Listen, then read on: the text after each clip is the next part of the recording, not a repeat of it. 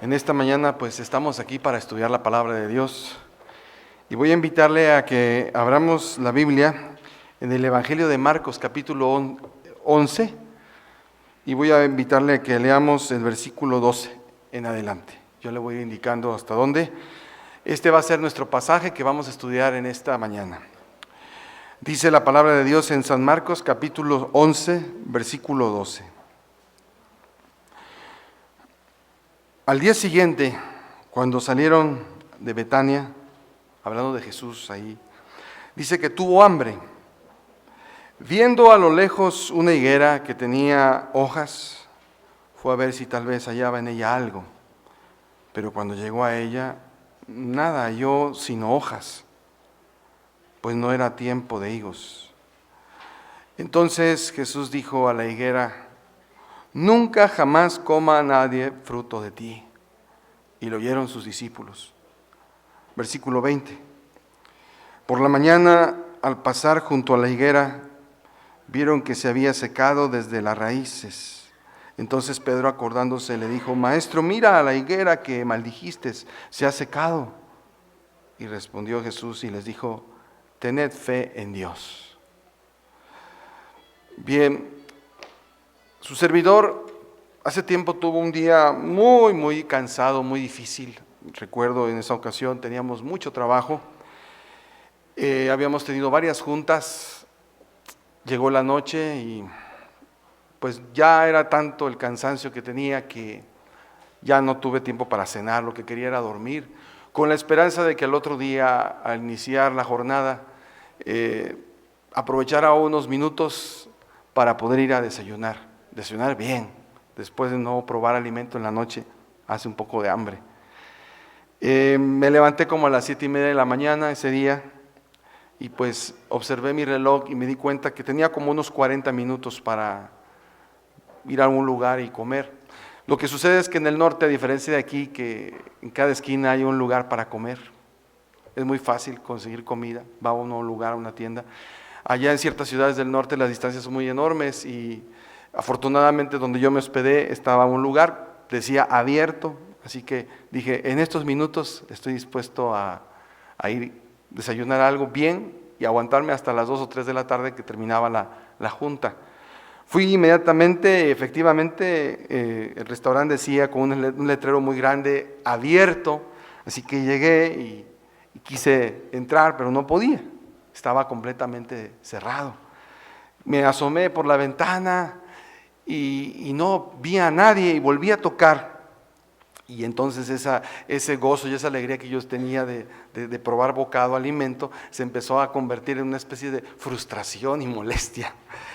Y la realidad es que varias cosas surgieron por mi mente. Primero, por ejemplo, ¿por qué estaba cerrado?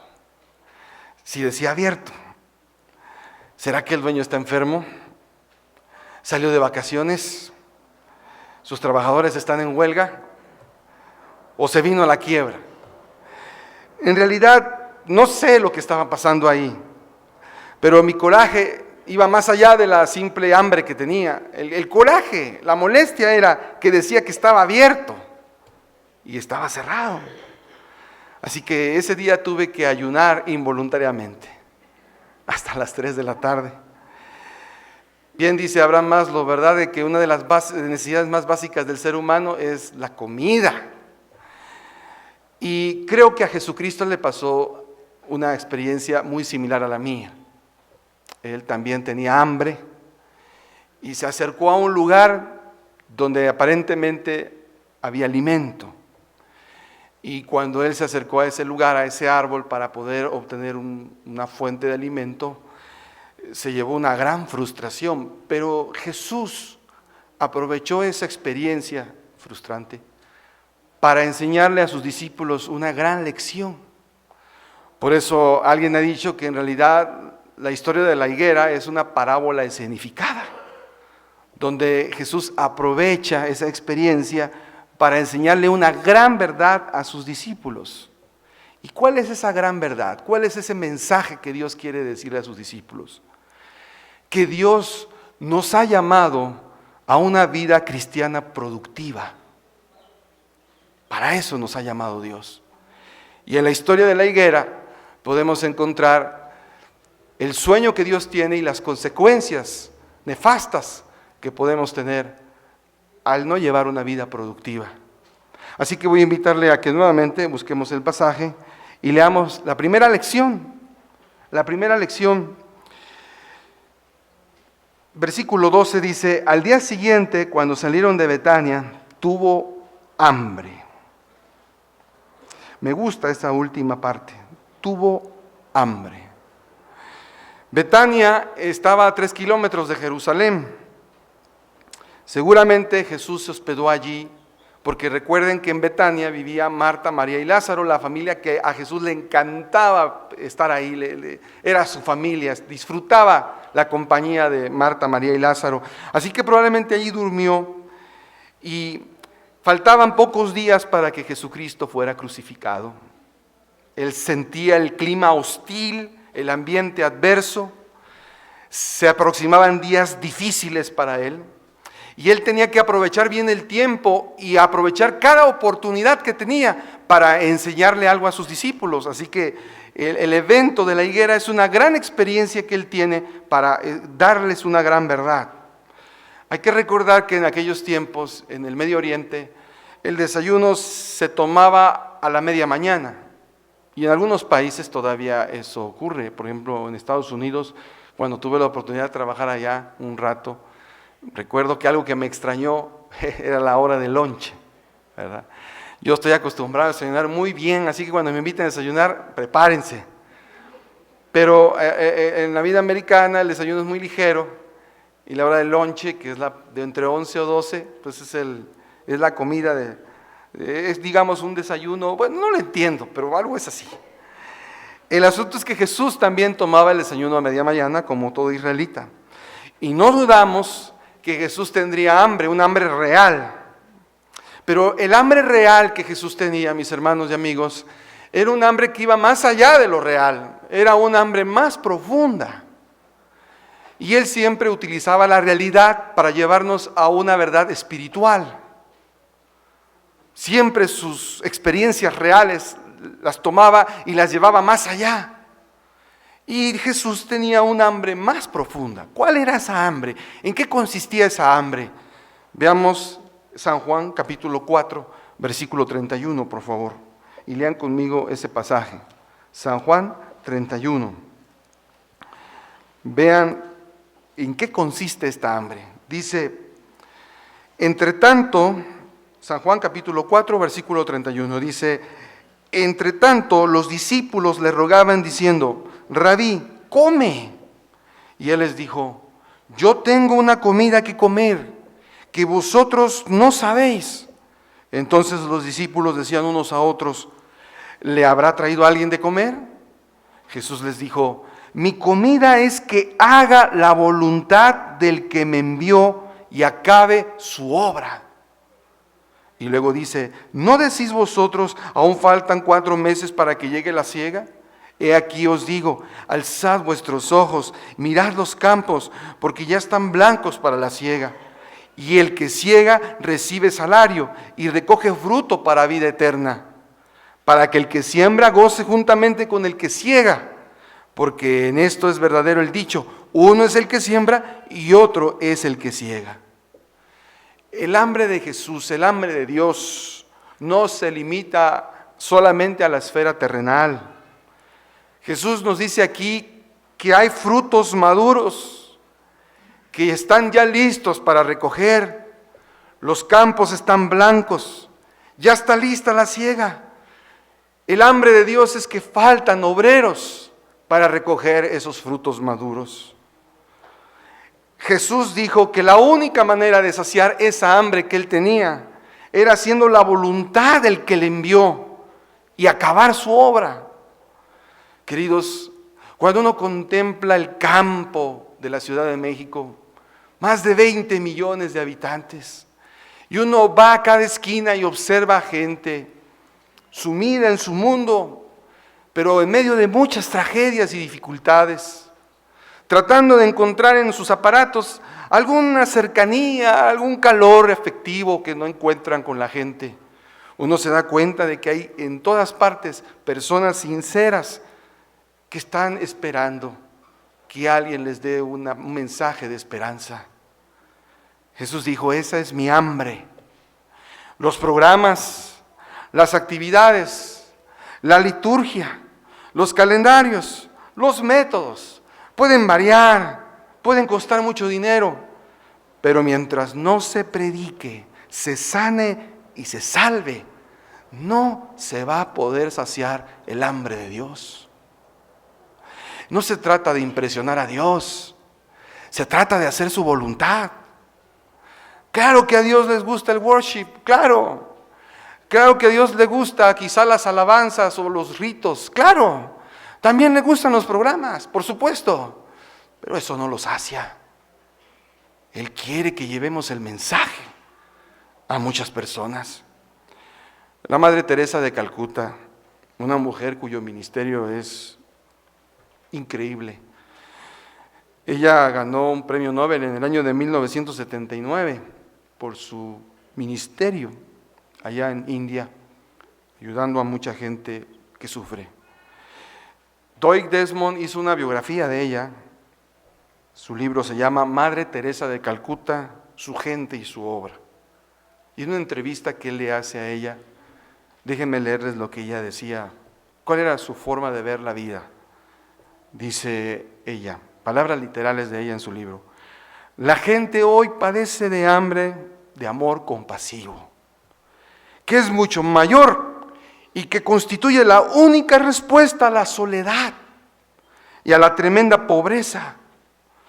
Por eso decimos que países como Inglaterra, Estados Unidos, Australia, donde siempre hay pan, no hay necesidad de nada.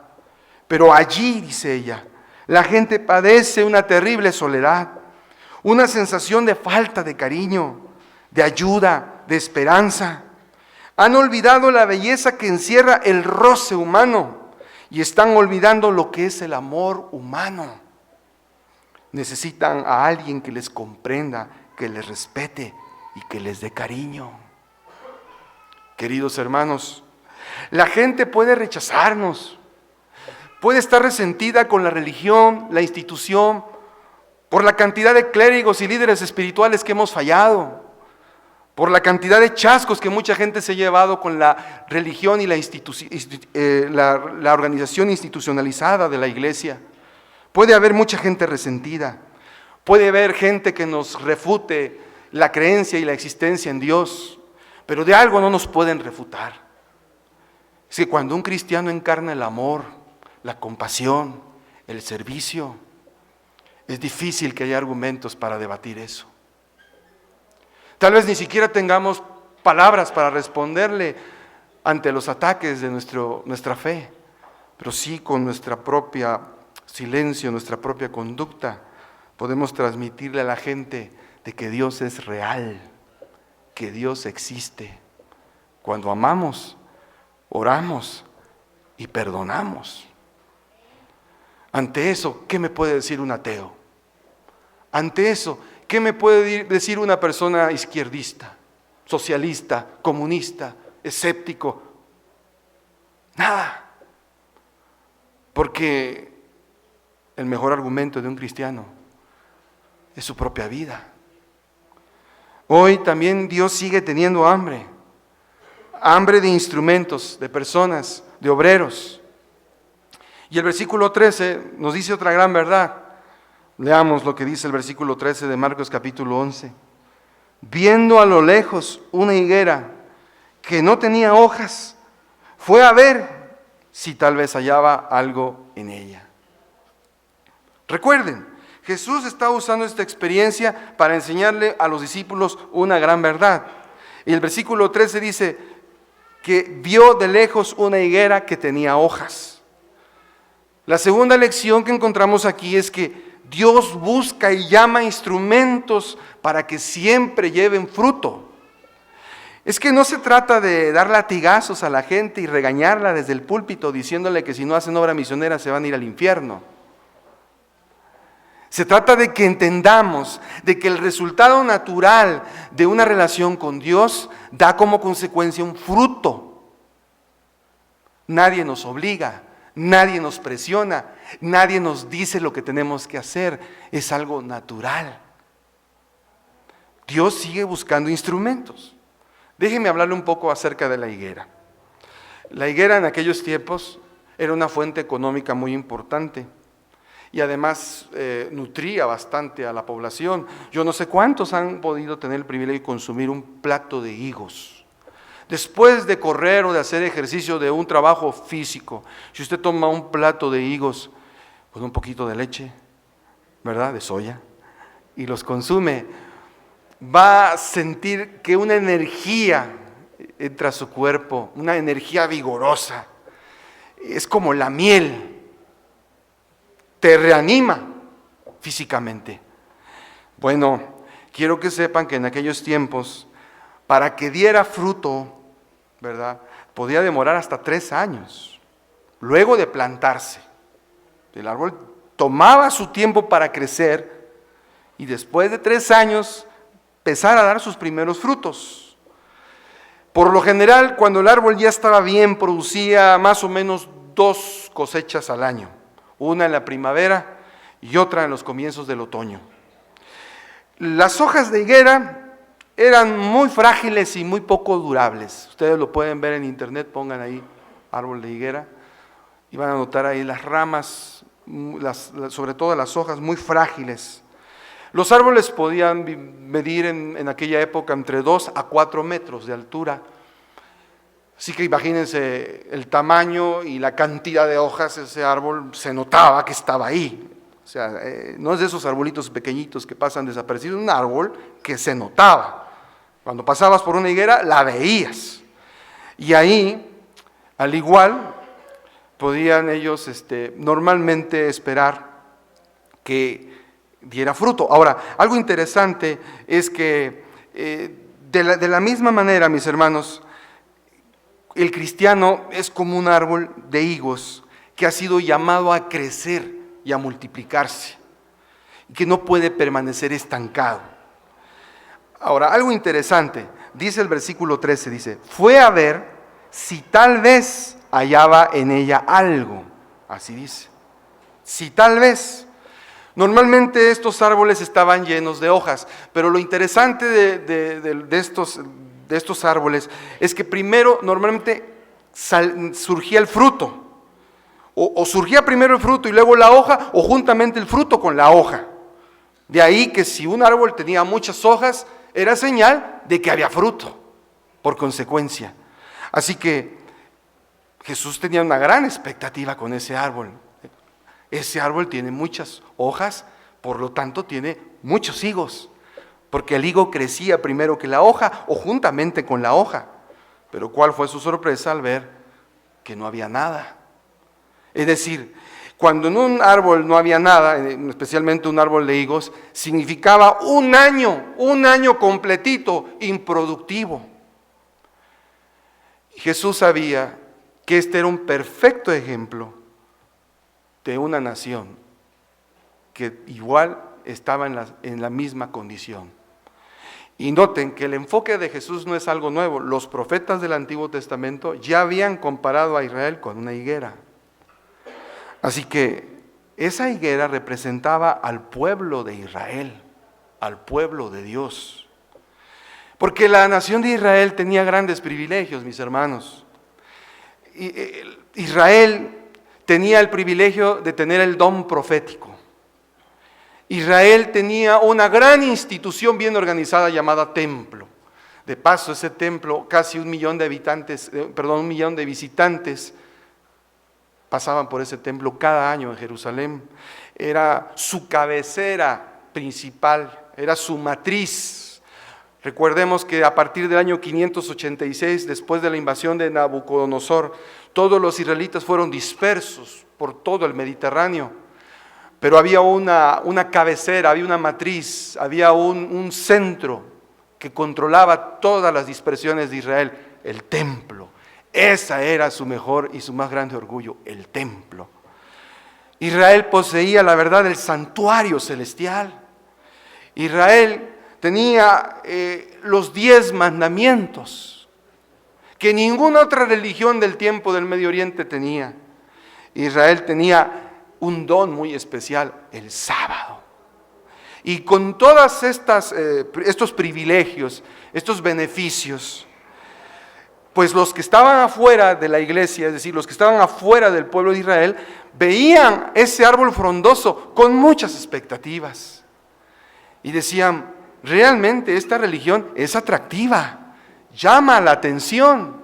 El deseado de todas las gentes dice que cuando Jesús vino a este mundo, la gente ya estaba cansado de las antiguas religiones, estaban buscando un significado diferente a la vida, estaban buscando una alternativa, una filosofía de vida diferente, y parecía que el judaísmo la ofrecía.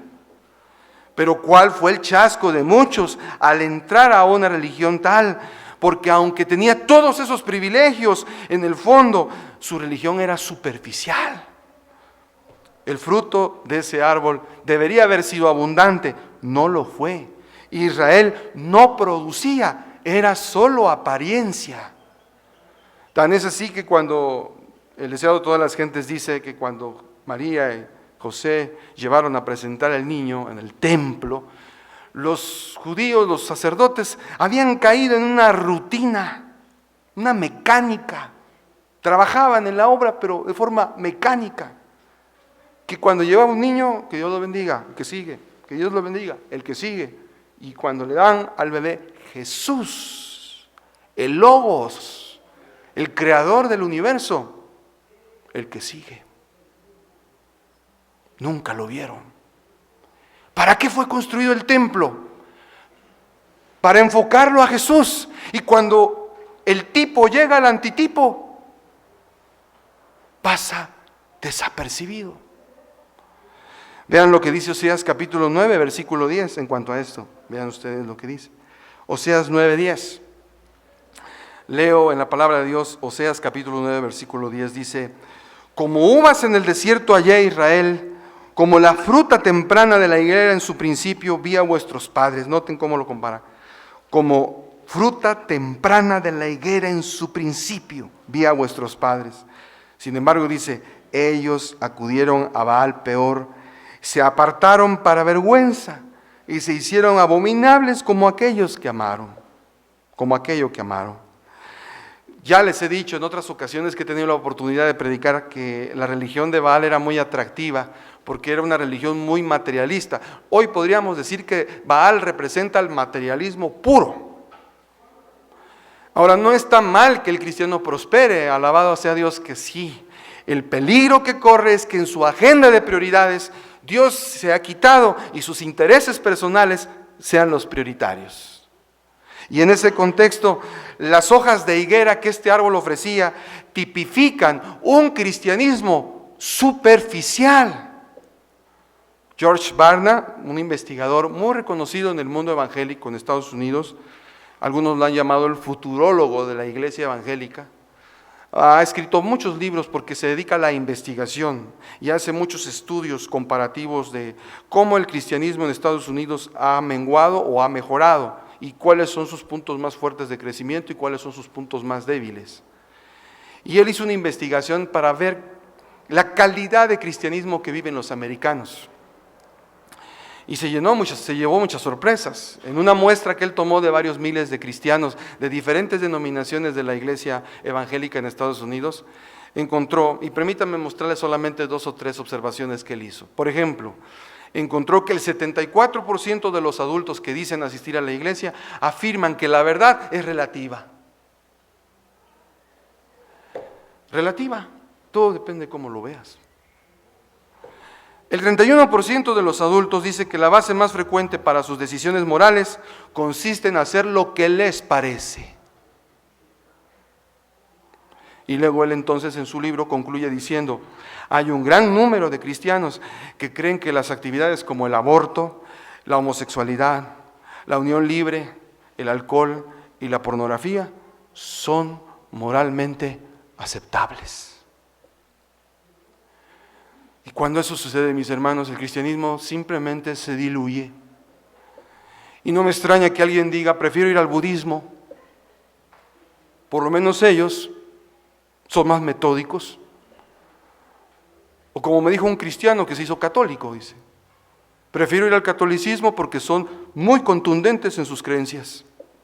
Pero encontrar un cristianismo que se diluye, que empieza a justificar, que empieza a explicar y a decir que ciertas prácticas pueden ser ciertas, solo porque son interpretaciones personales de acuerdo a su formación filosófica que tuvo, cuando la palabra de Dios es tan clara y tan contundente.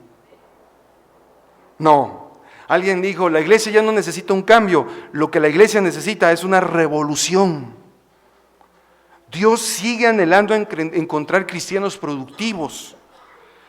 Quiere encontrar higos llenos de fruto, que trabajen a favor de otros. Pero ¿qué sucede cuando un árbol de higos no da fruto? ¿Qué es lo único que puede ofrecer? Lo único que puede ofrecer son dos cosas: hojas frágiles y sombra.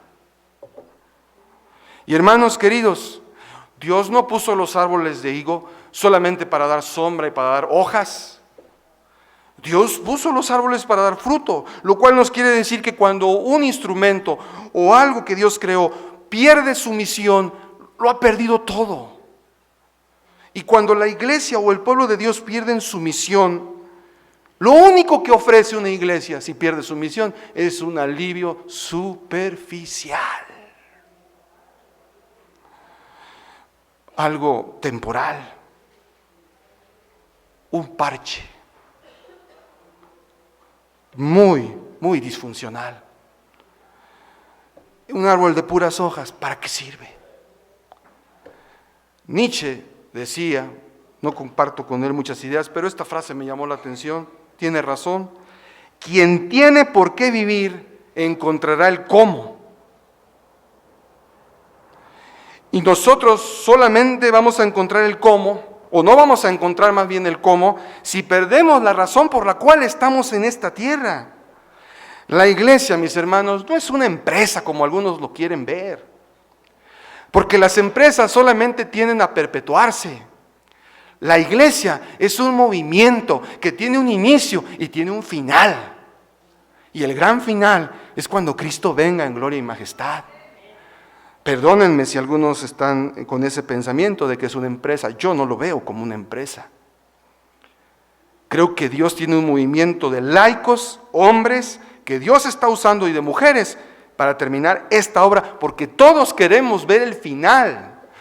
Las empresas no están preocupadas por ver el final, quieren seguir creando sucursales. Pero ese no es el punto. La iglesia está viva solamente cuando lleva fruto.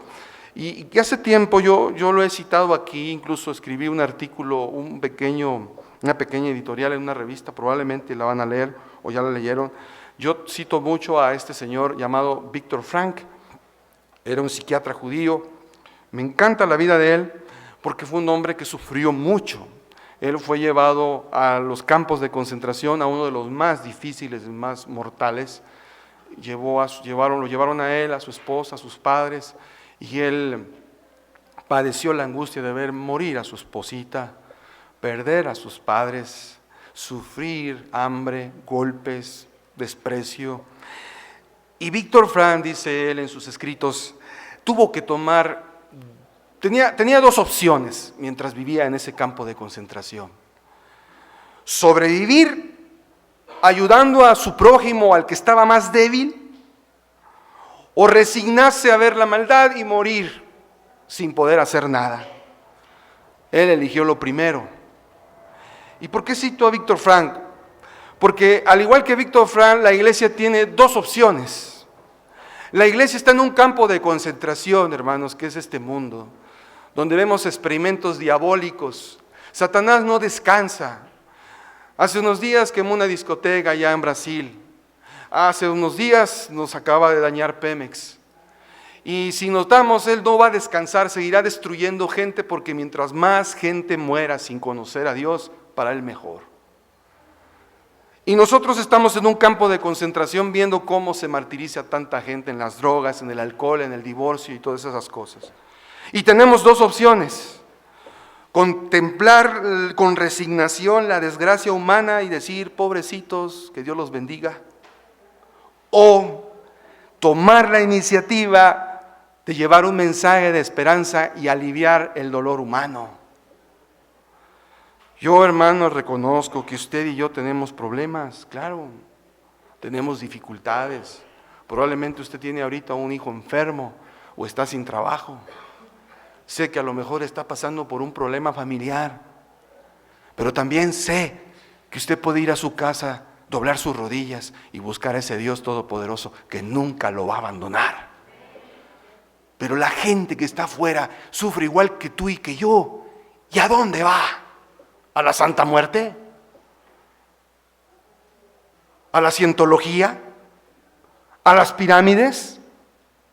¿A dónde va? Están vacíos. Su desgracia es grande. Ellos no entienden ni siquiera por qué el bueno sufre y el malo prospera. Y cualquiera que tenga una cosmovisión tan limitada puede llegar a la conclusión de que Dios no existe. Y tiene razón. Pero nosotros que tenemos la bendición de comprender todo, tenemos un deber, llevarle al mundo y decirle, hay esperanza, hay un futuro glorioso, hay un día final del dolor.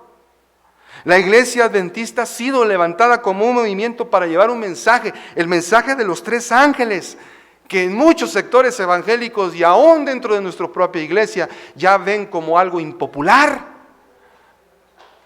Pero el mensaje de Noé fue impopular, el mensaje de Elías fue impopular, el mensaje de Lutero fue impopular, pero se tenía que predicar.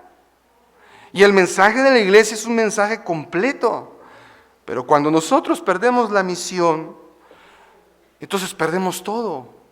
Porque la misión es el combustible que le da energía al motor del automóvil. Es el combustible de las juntas directivas, es el combustible de los miembros, es la que da dirección a una asociación, a un hospital, a una escuela. Si se pierde ese combustible, solo nos vamos a vivir teniendo juntas y pura burocracia, y muy buenos planes, pero nada aterriza a la realidad. Cuando vamos a la iglesia local, no vemos nada. Queridos, no perdamos la razón para encontrar el cómo. Vivamos con el objetivo de saber que Dios nos ha llamado a una vida productiva. Y por último, vean la última lección que encuentro en el versículo 14. Dice, Jesús dijo a la higuera, nunca jamás coma nadie fruto de ti. Y lo oyeron sus discípulos. Ahora, yo me imagino esa escena, ¿verdad?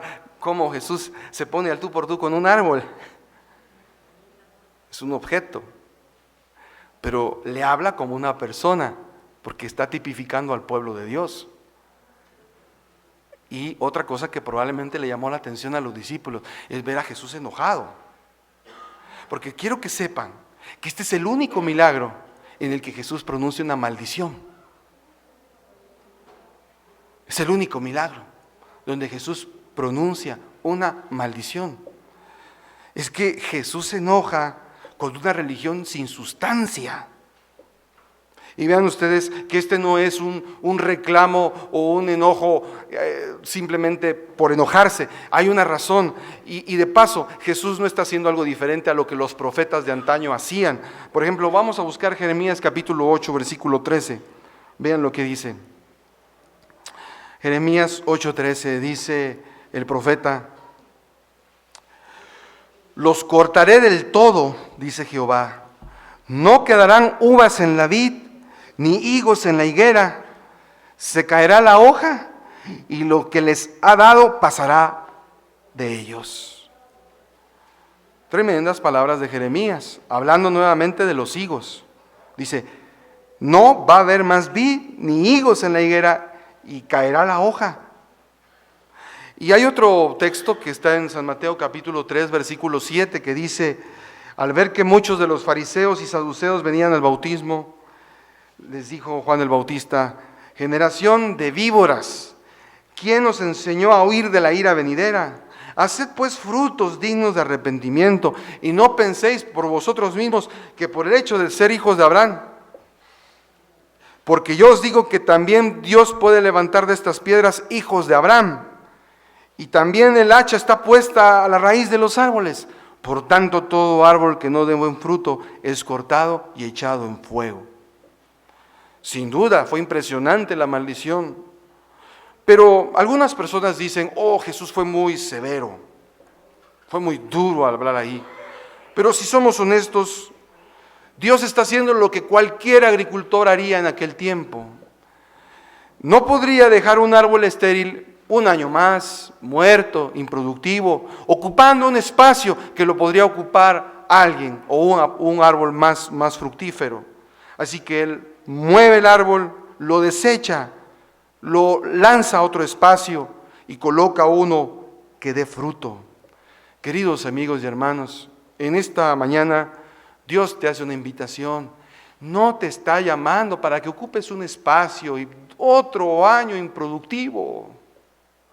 Dios no te ha llamado para que te sientes en las gradas y como espectador empieces a emitir juicios. Está mal, lo hicieron mal, falta esto, falta aquello. ¿Por qué no bajarnos de las gradas y jugar el partido? Hace tiempo conocí a una persona que se quejaba mucho de la iglesia. Decía que la iglesia era fría, que los dirigentes, que esto, que el otro, que aquí, que allá. Fácilmente pude haber hecho un libro de todas sus quejas. Un día yo decidí y le dije, ¿sabe qué? Acompáñeme en la tarde, vamos a un hospital a visitar a niños con cáncer. Durante esas horas que estuvimos ahí, la observé y miré que ella sonreía, hablaba palabras de ánimo, lloraba. Y cuando terminamos de hacer esas visitas, me dijo, qué hermoso, pastor, es algo bello, es algo bonito. Y yo le dije, hermana, ¿se da cuenta? La iglesia es usted, la iglesia soy yo. Podemos estar ocupando un espacio, mirando solamente quiénes están mal y quiénes están bien. Pero ¿por qué no dejar eso ya y participar? Hay asilos de ancianos, hay hospitales, hay muchos perdedores, hay muchos fracasados que el mundo les ha dicho, ya no tienen oportunidad, ya no tienen remedio, completamente perdidos. Pero cuando Dios usa tu boca, Dios usa tus ojos, Dios usa tu corazón, Dios usa tu rostro, Dios usa tu mirada y la lleva a esos lugares y les transmite esperanza, ahí vas a encontrar fuego, calor espiritual. ¿Vendrás a la iglesia? Sí, tal vez la iglesia esté un poco fría, tal vez la iglesia esté un poco indiferente, tal vez el sermón nunca te llene, pero una cosa sí te puedo decir y te lo aseguro, si tú haces eso, pase lo que pase aquí, siempre tendrás fuego en tu corazón. Hace tiempo, el pastor luterano Dietrich Bonhoeffer, que fue uno de los pocos pastores que estuvo en contra del régimen nazi, contra Hitler, varios le decían, ¿para qué vas a ser pastor? La iglesia es simplemente un club social lleno de puros burgueses. ¿Para qué vas a ser pastor? La iglesia está mal. Y él le contestó, si está mal, la voy a reformar, porque amo a mi iglesia. Y Jesús ha dicho que la iglesia es la esposa de Cristo. Queridos, Dios te está llamando a una vida productiva. Ya ha iniciado el año. Te invito a que uses tus manos, tu boca, tus ojos, tu cuerpo y dáselo en esta mañana de ofrenda a Dios. Yo no sé si te den cargo o no. Yo no sé si vienes nada más una vez a la semana, te sientas hasta atrás y te vas y nunca más te sabemos quién eres ni cómo. No lo sé. Pero una cosa sí te sé decir. Dios necesita de ti. La iglesia tiene muchas necesidades. Tan solo piensa, para el 23 de febrero, por ejemplo, habrá un gran impacto de llevar libros a 5 pesos una ofrenda de amor y llevar cajas y salir a distribuirlas a nuestros amigos, a nuestros compadres, a todas las personas que tenemos. El llevar un libro. ¿O qué tal, si no te gusta eso, involucrarte en un grupo pequeño?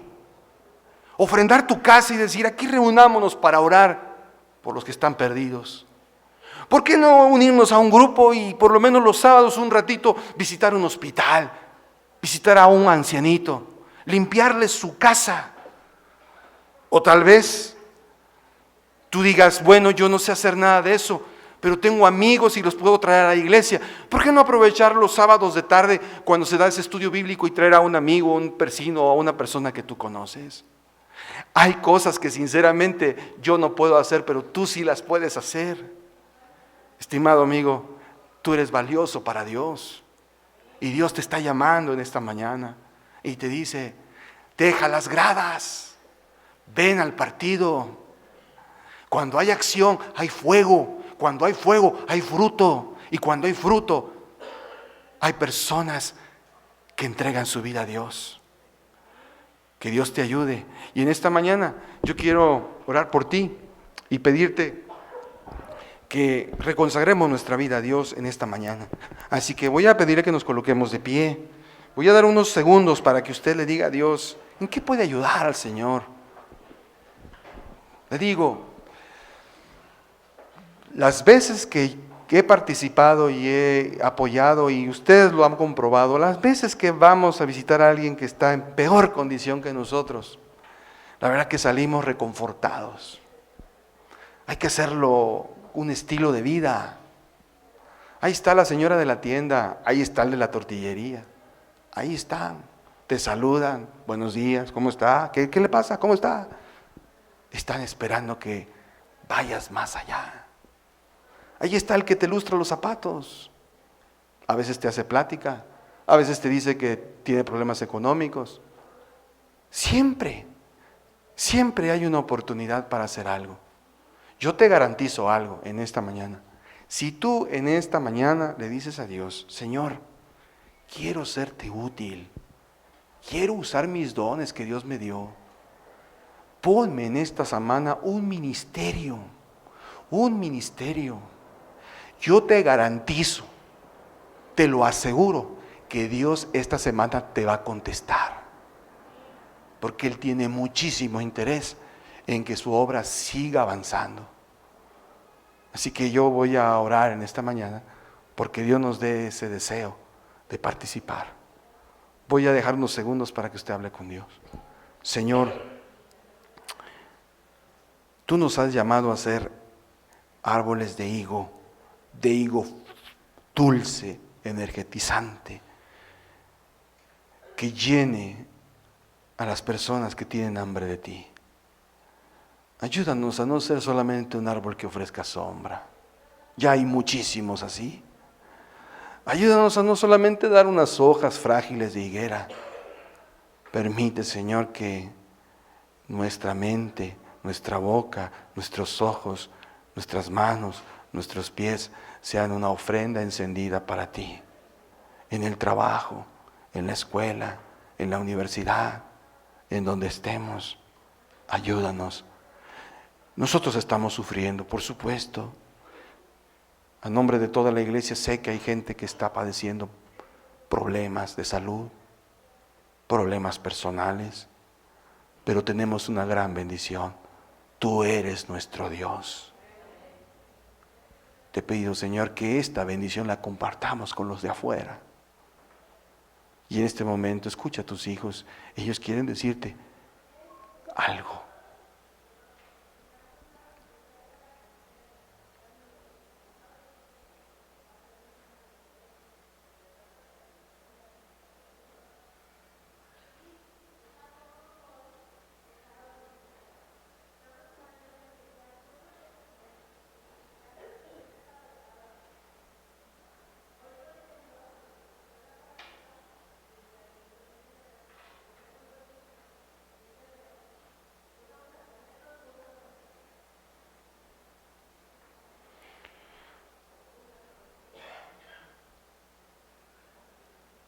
Gracias, Señor, por escucharnos. Ayúdanos, danos ese fuego para hacer árboles que glorifiquen tu nombre. Y cuando tú vengas en gloria y majestad, podamos decir, Señor, por tu gracia, por tu gloria y por tu misericordia, llevo una vida productiva. Perdónanos por el pasado. Lo que ya pasó atrás, perdónalo, Señor. Danos la oportunidad en este día de hacer la diferencia.